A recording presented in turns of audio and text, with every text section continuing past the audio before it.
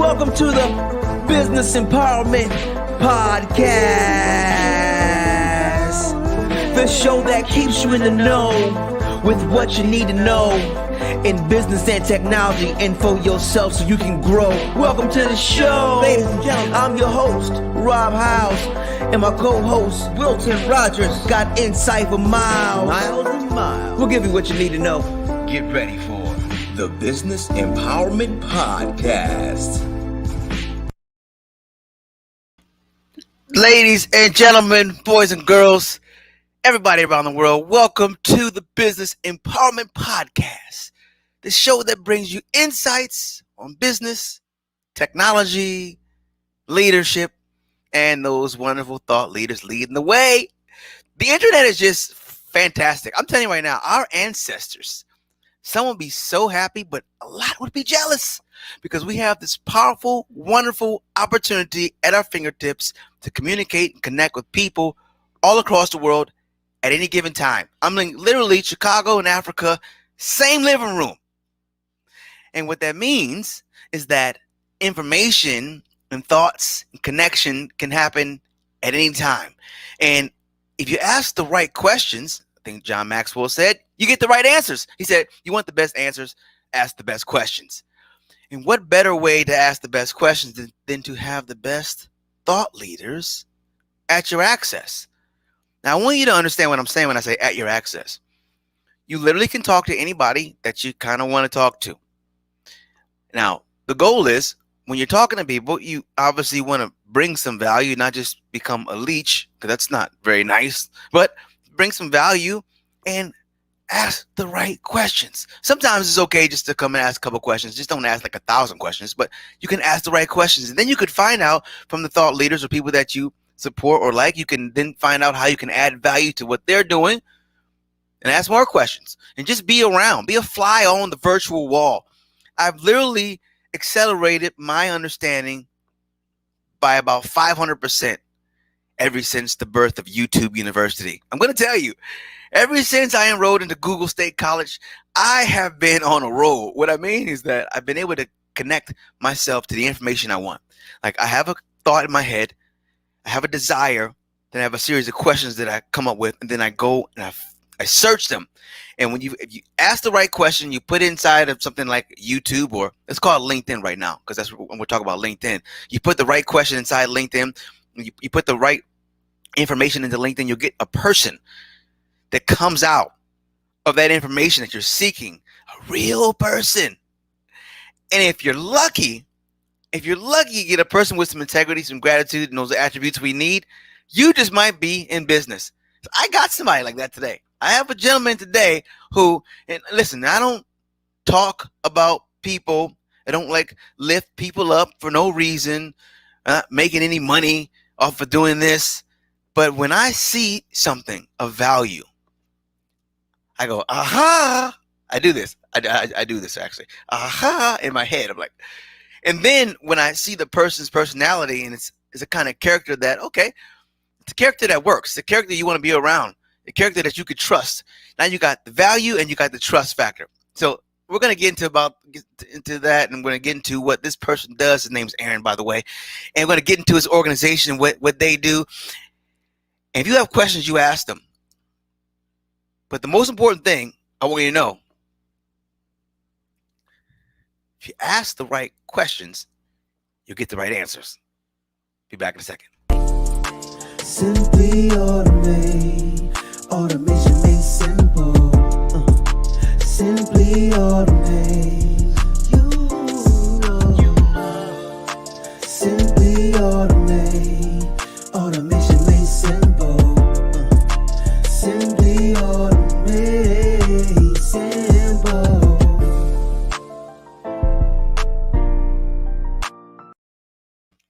Ladies and gentlemen, welcome to the show. Aaron Bock is in the house. Thank you man. I love your orange background. You actually fit perfectly with the theme of what we're doing here. I'm not sure if you got the memo, but thanks for following it anyway. Thank you for having me. I mean, that intro was just, I want to go outside and run a couple miles or something.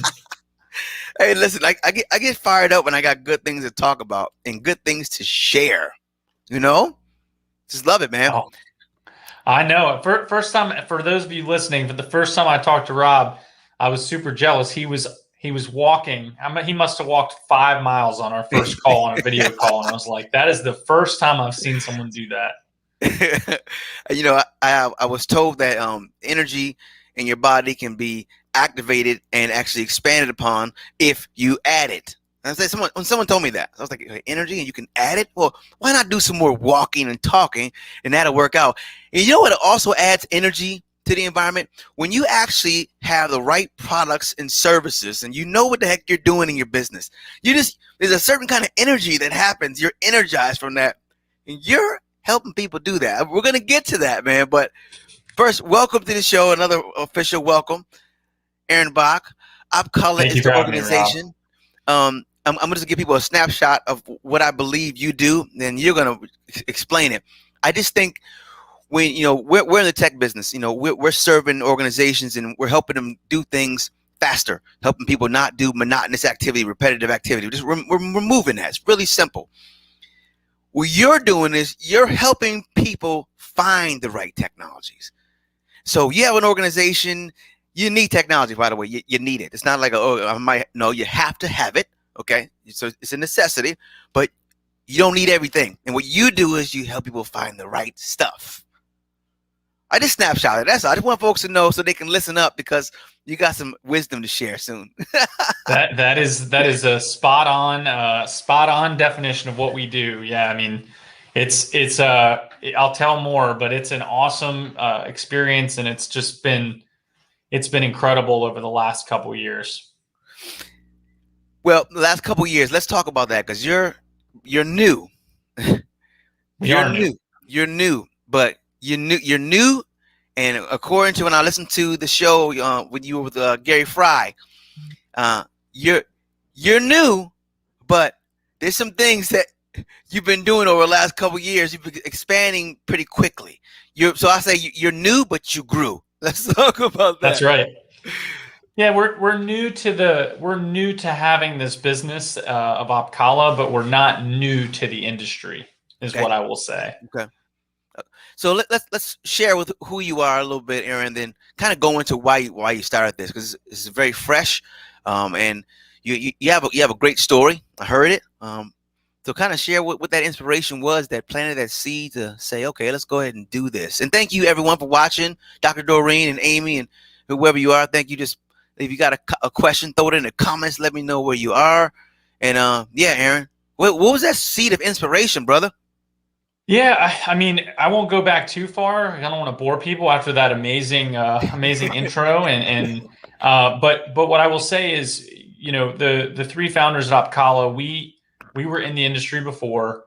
We were doing the standard, let me sell you a technology, and we just kind of felt there was a better way to do it, a more insightful way to do it, a more appealing way to feel after a sale is done. I hate to say the word deal, but after a sale is completed, the last thing you want is either buyer's remorse or seller's remorse. And sometimes that happens. If you're selling a product that maybe doesn't meet 100% of the requirements and you sell it, there may be some seller's remorse or a buyer's remorse. They don't love that they bought that product, but that was our jobs. And we really were inspired by a couple things. One,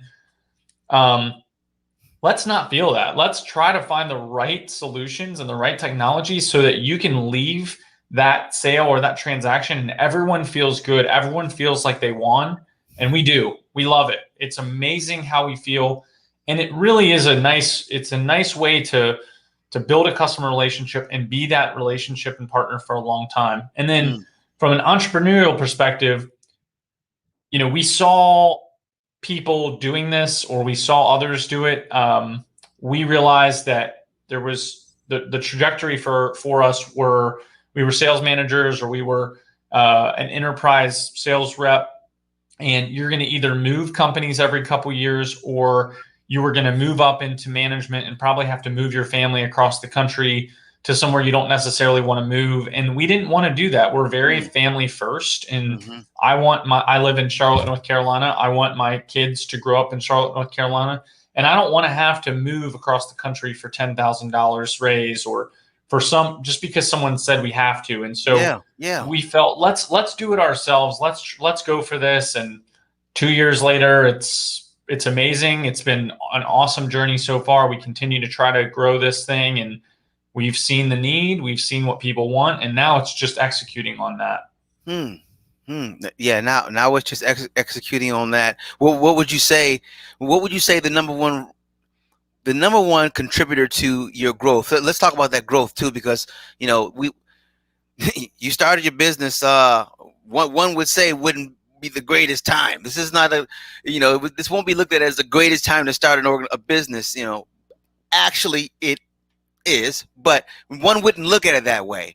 What was it for you that was the deciding factor and kind of help propel that? Yeah, I mean, when we didn't know COVID was coming, so you couldn't predict that. So what I would say to anyone who's thinking of starting is there's no telling what's going to happen in the future. You can try to be smart about it. You can try to predict things, but it's hard to do that. And I think last year was a perfect example of it. But to your what's the most important thing and why are we growing and how are we growing?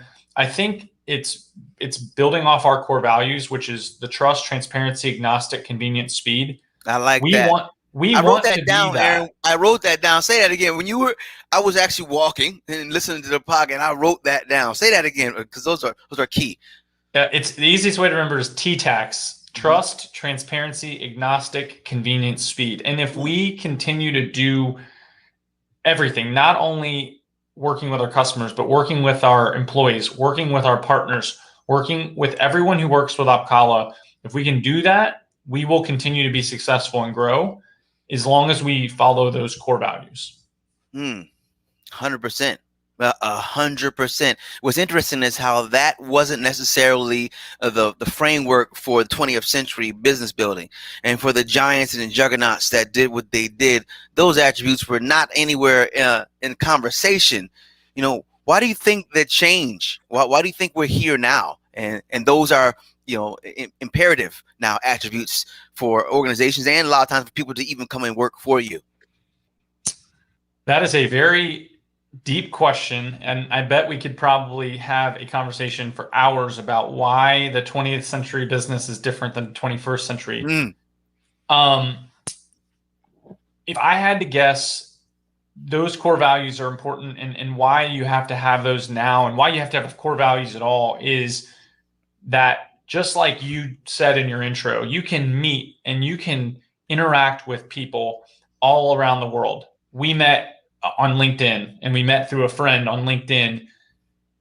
You can, like you said, you can have someone in Chicago and you can have someone in Africa in the same living room within seconds. The fact that you can do that also means that there's a lot of information and a lot of ways for people to connect. So what I mean by that is maybe in the 20th century, we didn't have the readily available information. So say that I was a partner or vendor and I did something which could have been viewed as unethical or it wasn't the right business way of doing things, etc. Well, maybe if you're in Chicago and I'm in Africa and they don't, they can't communicate that, hey, this company I worked with does this. Maybe it didn't affect your business, but now one YouTube comment, one LinkedIn post, one thing out there on the internet can totally change the way a business has to operate. And so you have to stay true to your values. You have to deliver a repeatable process. And so I think what we're trying to do is, we know that we will lose opportunities, or we aren't the right fit, or someone won't want to work with us, and that's okay. Mm-hmm. But as long as we do the things that we're saying we're going to do, we're going to make it speedy for you. We're going to make it more convenient. We are going to be agnostic. We will help customers over and over, and we'll help our people figure out, like, here's a way to do it. And we will end up growing from that. And so I think we have to try to stay positive. Have to try to stay true to our vision. And we believe that good things will happen. That's it. That's a great model. And there's nothing else better to do. Yeah. There's nothing else better to do than that, you know. You're right, and the chips will fall where they will fall. Yeah. Let's talk. Well, Let's it's talk. life's too short to be negative and to try to get ahead the quick way. I mean, Yeah, just yeah. you got to be true to yourself, and that's the way that people are going to see you. It's true, man. It's true. And speaking of that, and being true to yourself, and so we're talking business, but outside of business, the person who runs the business is Aaron, the person, and the father, the Yep. husband. Let's talk about that person. Like, how do you, how do you prepare yourself? What does your morning look like? I actually have joked about this for years. So for those of you who are book readers, there's a book out there called The Magical Morning, and it's all Mm. about, you wake up and you meditate and you drink a super vitamin E juice and I joke that there needs to be a magical morning. Oh, wait, I have kids. So I have a 3 and a 1-year-old at home, That's good. and there's sometimes that it's super magical, and there's sometimes that a 3-year-old just doesn't want to eat the eggs in the morning. So for us, you take each morning as it is. For me, as a business owner, and just with so much stuff going on, I decided when we had our children that I was going to be the one that woke up really early in the morning. So I'm usually up by 5 a.m., if not earlier. Mondays and sometimes Fridays, usually 4 a.m. But I'm up early in the morning. That is my time. I work out most mornings, go to the gym. My wife is a gym owner here in Charlotte, North Carolina, so I attend class at her gym, usually 5 a.m. Oh, that's awesome. Yeah, it's awesome. And that's how, I just believe you have to work out. Whatever you do, walk, run, lift, bike, whatever you do, that is the Yep. way to start your day, because it Yep. gets your energy focused, positive. You've accomplished something. Yeah, you feel better. And so I believe you have to work out in the morning. I know not everyone does, but it helped me significantly. So I always work out in the morning. Then I usually get a little bit of time to myself, make coffee, think about the day, plan ahead. And then that's when the chaos ensues and the kids wake up. And, a 3-year-old doesn't care about, like, if you want to eat your vitamins Yeah. or if you want them to sit at the table quietly. They want to tell you all about what they dreamt about, what you said yesterday that you weren't supposed to say in front of them, all those things. And so it's just try to spend as much time with the family as we can before we go off to our, work and school and everything like that. So, but it's magical to me. It's just very different than probably others. Yeah, I like that. I like the flow of it, and I like your early morning rising. You get that time. That's super important. That's kind of what probably changed my whole life. In 2018, 2018, yeah. And actually, I started getting up at 4 o'clock every day, but then I couldn't keep that up because I had these things called children as well, which didn't allow me really to get to bed early enough. That was my Yep. thing. It's like I got to get to bed early enough to be able to get up. So I compromised, and now it's 5 o'clock, 5:15. I'm up, but Yep. no one else is, Aaron. And do you No one. understand how the brain operates? So for those who don't know, when you wake up in the morning, your brain is at its most receptive ability. It is optimized at its highest potential because there's no distractions. You haven't had thoughts yet. That's really the short answer. The long answer is there's nothing in there yet. So whatever you put in there, it's going to be the deepest in there. So if you wake up and you start thinking of things you're grateful for, and you start moving your body, getting the blood flowing, your energy activated, you're looking to have a pretty doggone good day. Now, yeah, Oh yeah. Oh you know what I yeah. mean? And yeah, your kids may not eat the eggs, but you're going to handle that a whole lot better than if you didn't have that energy activated and that great start. So that's good, man. That's really good to hear that. So we're going to take a quick break. When we come back, want to hear about some of the clients that you have and who your ideal clients, and maybe some of those problems. I want to know what the greatest problem that you've solved. I want to hear that. Be back in a Yeah, second. looking forward to it. Business burnout can be so overwhelming. So many things to do and not enough time to do them. Deadlines to meet with time ticking away quickly. Multiple repetitive tasks that must be completed every single day.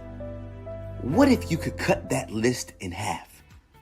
What if you could automate 50, 60, 70% of what you do every day? You would have less stress. You could get more done in less time, and your company would make more money. less stress, and more money? See how RPA can change your day.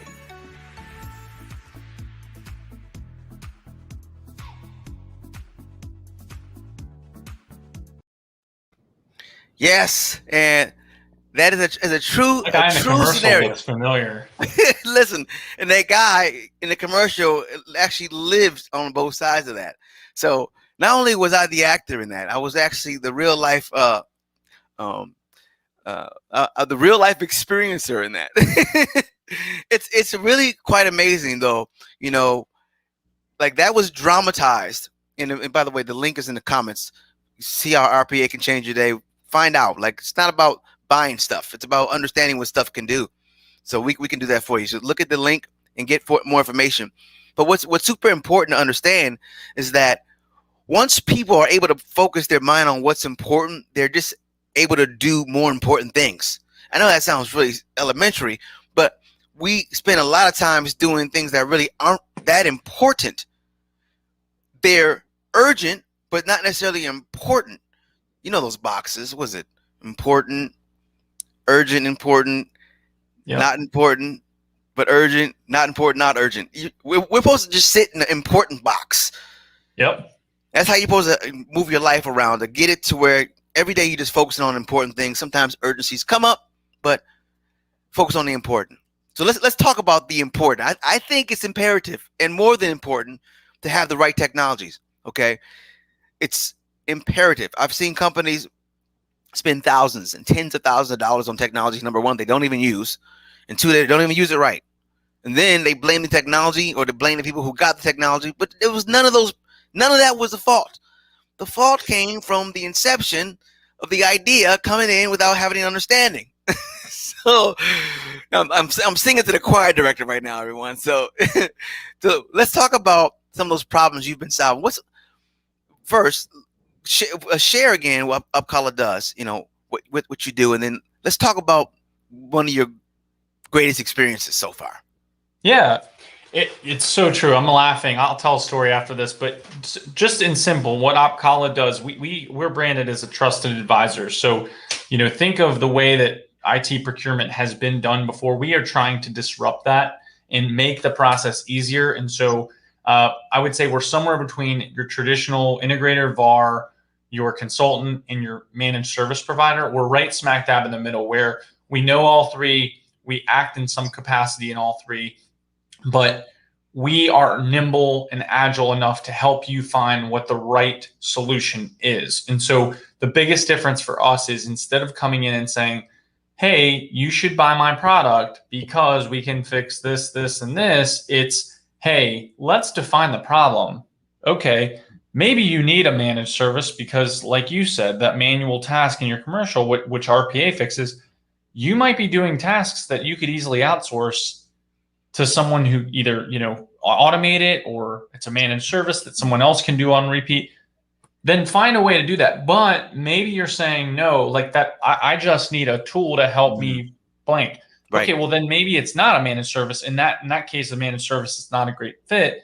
We're that agnostic advisor that comes in and says, hey, let us help you with the vendor selection process and the procurement process and the solutioning so that you can get to that faster. And so it sounds very simple, but you mentioned before the commercial, tell me about a successful experience or tell us your ideal customer. I think it's important to define the customers that we work with. Yeah. And, you know, I know a lot of people say, well, what industry do you work in or what size customer? We really work in any industry. And then from a customer perspective, well, let me go back. We work in every industry because technology is in every industry at the end of the day. So whether it's a retail restaurant or whether it's a tech, biopharma, et cetera, they all have technology. But ideal customer is interesting because there are customers that, you know, we feel we can work with everyone, but our ideal customer is someone who they are lean. They don't have a lot of staff. They a lot of times are multi-location or multinational. They have a lot of growth or a lot of cuts. So they're either trying to cut budget or they're growing to some basically new level. And they're really short-staffed on finding and researching and understanding what their peers, what their similar companies are trying to do. And so I'm going to not give a specific example, but a good example would be, in general, let's say a 300 person company where they might have 2 IT staff. That is very common. Okay. 2 IT staff supporting a 300 person company. If you don't outsource your help desk and you don't outsource, some of your, processes, that is a lot of responsibility for 2 people. Yeah. So how does that person find what the new technology is, stay on top of it, research it, support all their users, implement the right technology, be strategic, and do all that between 9 to 5? Either they're burnt out and they're working all night and all day, or they are just not doing it and they're falling behind from a technology perspective. And so we love helping those types of customers because those folks really need us. We also can help larger customers, but when you have a know-it-all or when you have someone that doesn't want help, that's okay. They might just use you for research, etc. But we believe that research and helping you, on the football analogy, getting from, let's say, your 40-yard line to the other 20-yard line, that if we can do that, then that's successful. That is. Oh, that's good. Well, now, was that a story you wanted to share? Yeah, well, I mean, I guess a specific customer story. So we have a customer. We have a customer in they're headquartered in Korea. They have offices in California, in Georgia, and South Carolina. We met them when they were about 350 to 500 employees. They have absolutely blown up because of Amazon commerce. In the last couple of years, they're now over 1,500 employees. Wow. They have built 4 or 5 facilities. They have 1, maybe 2 real IT people supporting North America, and there's 400, 500, 600 employees in North America. They're just constantly overwhelmed and swamped. For them, we've been able to help navigate the different geographies that they're expanding into that they weren't before, by finding who's the solution providers in those areas that can help you. Hey, let's look at some of your costs across the board. Hey, when you were 300 employees or 500 employees, this was fine. Now that you're 1,500, you can leverage different technology or synergies. So working with them, and they come to us for everything to say, hey, I'm trying to do this, and a lot of them are off the wall things. Okay, great. What are you trying to do? Why? Give me the use case. Okay, hey, here's who does this really well. I'll set this up for you guys to talk. And if it's not a good fit, let's find the next person. That's good. There is such a value in that. Not just in your ability to sift through and find the right fit, but the time it takes to do that. Because there's a thing called time that we don't really actually look at all the time and really understand how valuable it is. Like we get to see that when we see tears come down people's faces sometimes when they realize they don't have to spend hours a day doing something. That time. So like you're saving people time from having to even find the right technologies.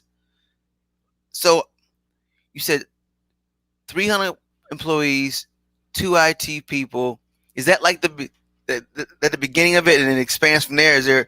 Is there more to that metric? Yeah, I mean, we would say that our target market or our best customers usually fall between, call it 50 to 100 users, all the way up to 2,000 or 3,000 users or employees.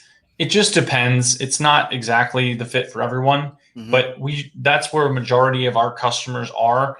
And when we did a marketing study on our customers last year and asked them for feedback, like what do they think of Opkalla? And a lot of our customers came back and said, A, I love the process, and B, I see them as valuable education. They help me get things done faster. We have some proprietary tools to help make that comparison easier.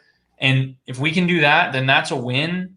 A lot of people we talk to, we actually don't end up working with as a customer, but that's okay too, because we think the more value we can add, just like you Yes. said at the beginning, the more value we can add, the better off we are. And I would say for anyone watching, anyone you interact with, I guarantee you, the more people that are adding value to you, you end up remembering them, and you end up working with them, and you end up talking about them, and you end up earning business because of that, because it's all about what you can add as far as value, not how great your sales process or whatever is. The value ladder. Let's make it high. People don't care how much you know until they know how much you care. I know that's corny, guys. I know it, but it's true. It's just a fact. So believe in the corn.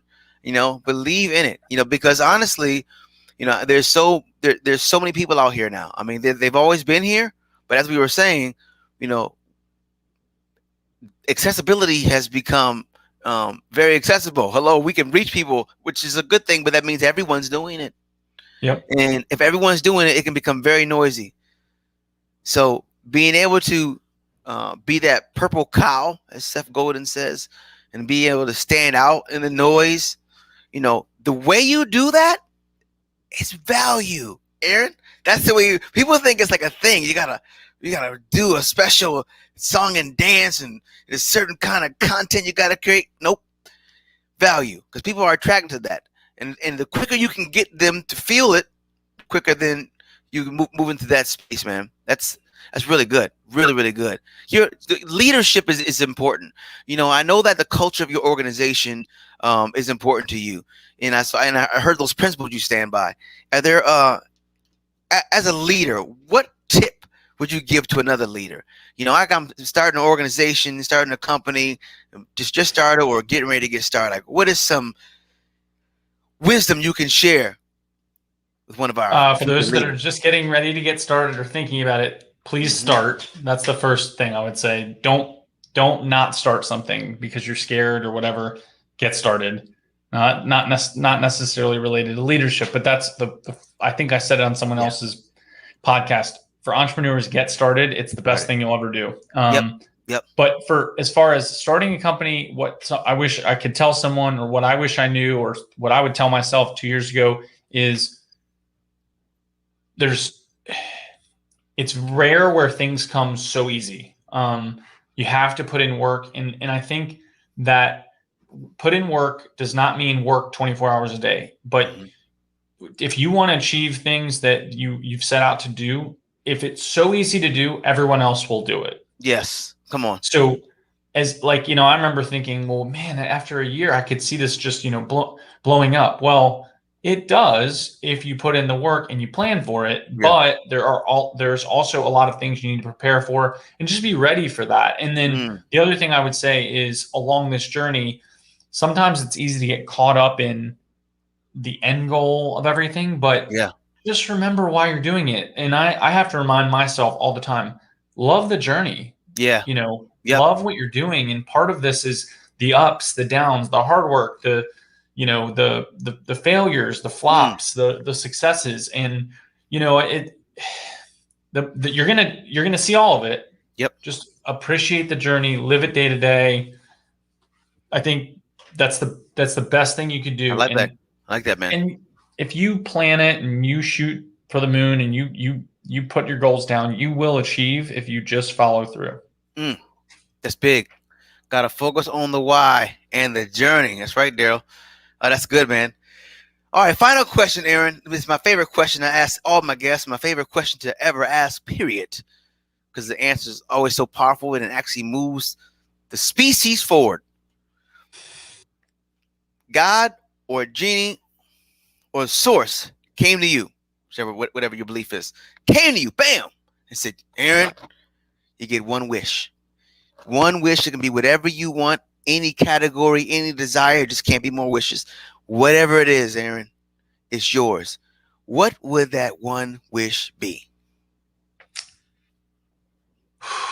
That is a deep question. My wish is that we as society, and this goes for my personal life, my professional life, all my friends and family, we continue to do and want the best thing for the others around us, love those around us, care for those around us, and care for our futures. Thank you.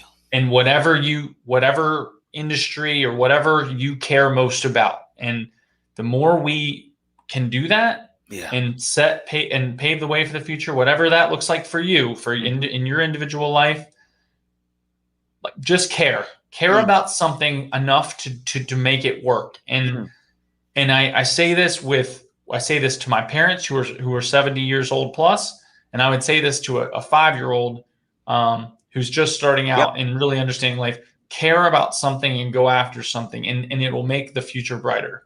Dang, boy, that's good. I like that. Yeah, you put me on the spot, so I hope that was a good enough answer. That is what's up, man. And didn't I say it moves the needle every single time? Because you know what?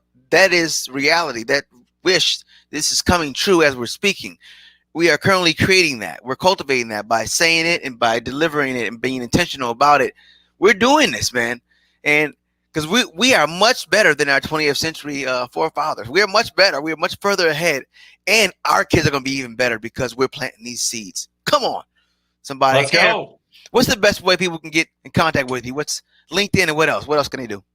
The best way to contact me is LinkedIn. I've got my email, my phone number on there. I'm very active on it. Don't use the other social medias quite as much, but my wife, being a gym owner, is always on Instagram. Me as a business owner in tech, I'm always on LinkedIn. So we kind of joke on each other, but LinkedIn is definitely the best way. Yeah. So, and I'll put his profile in the comments, everybody. And also in his profile, he has that information there too. Very, very handy. Aaron, appreciate you. Thank you for doing what you do. Thank you for that wish as well. Appreciate that thought. And thank you for the way you serve. This is super important. What you're doing, what you're bringing, because people need guidance. I really feel like I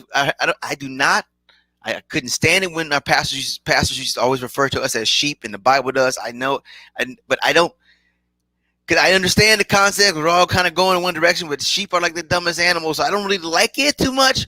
But for that ideology, we all kind of go in the same direction, and so we need those guides in there, really helping to guide us not off the cliff. So thanks for that. Hey, thank you for guiding us every day and for bringing the energy to meetings, to this podcast, to everything you do. We all appreciate it. Thanks, brother. That's great. That was a fantastic conversation. And I'm looking forward to having more with that brother because he has insight, and we have a plan to really help a lot of businesses, help people, help people stay in business and do good business. And so you got to get around people who are already doing that. That's helpful. And if they have something to give and share with the world, like a product or service, then support that. So I'm going to drop his link in here. Support him, follow him. And I think that's it, ladies and gentlemen. We're going to close this up today. Short show. We don't want to go a little bit longer, but I think we got what we needed. The seed is this. Take action. Care about something, and then take action. Okay? Care about something. That was Aaron's wish too. Care about something. Let's care about yourself. So care about your business and care about what you're doing. And then take action. Until next time. Welcome to the Business Empowerment Podcast, the show that keeps you in the know with what you need to know in business and technology and for yourself so you can grow. Welcome to the show. Ladies and gentlemen, I'm your host, Rob House, and my co-host, Wilton Rogers, got insight for miles. Miles and miles. We'll give you what you need to know. Get ready for the Business Empowerment Podcast.